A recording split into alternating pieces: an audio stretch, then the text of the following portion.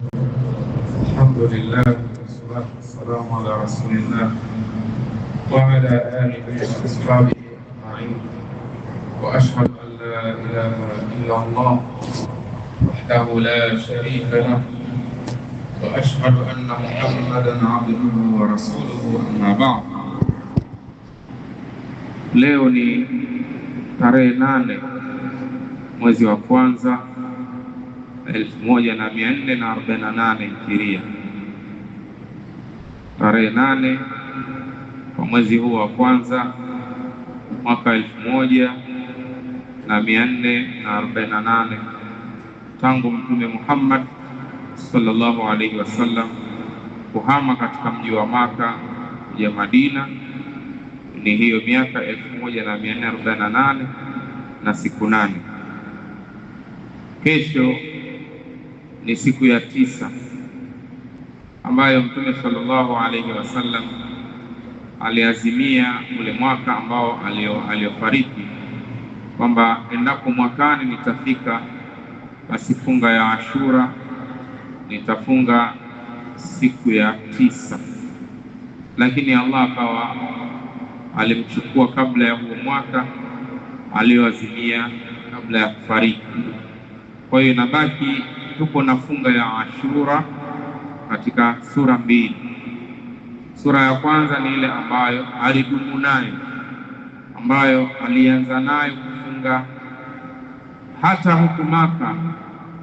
Makuraish, washirikina wa Maka, walikuwa wanafunga funga hii ya Ashura Maka pamoja na ibada zile za kushirikina, lakini funga ya Ashura ikifika walikuwa wanafunga. Na haya ameelezea Mama Aisha radhiallahu anha kama ilivyo riwaya katika Sahihu al-Bukhari.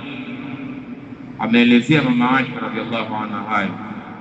Kwa hiyo funga iliendelea, Mtume akawa anafunga funga zote alizodumu nazo mpaka anafariki. Ilikuwa ni siku ya 10 na ndo asli ya hii Ashura, ndio siku ambayo Allah tabaraka wa taala alimuokoa Musa wa Israeli kwa ujumla dhidi ya adui yao ambaye ni Firaun.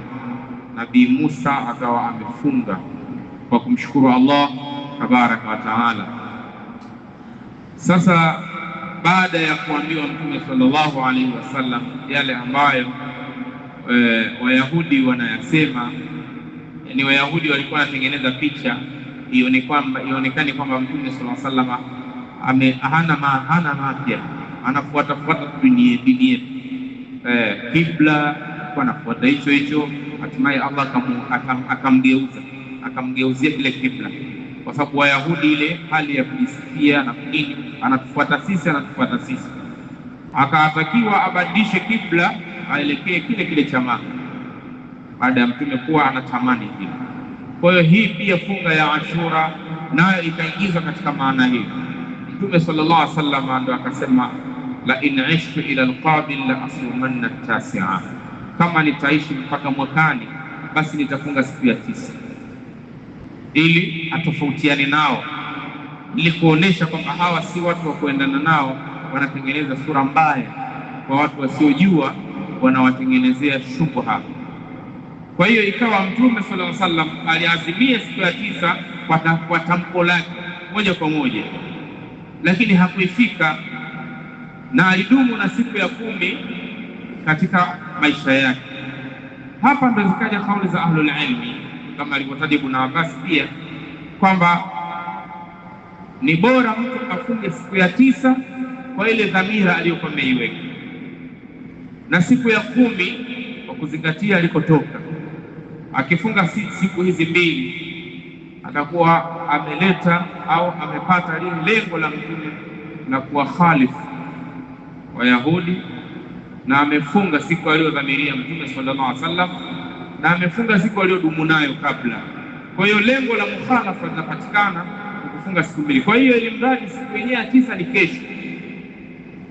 Siku yenyewe ya 9 ni kesho, ambayo ni Jumatano na Alhamisi kwa mwaka huu.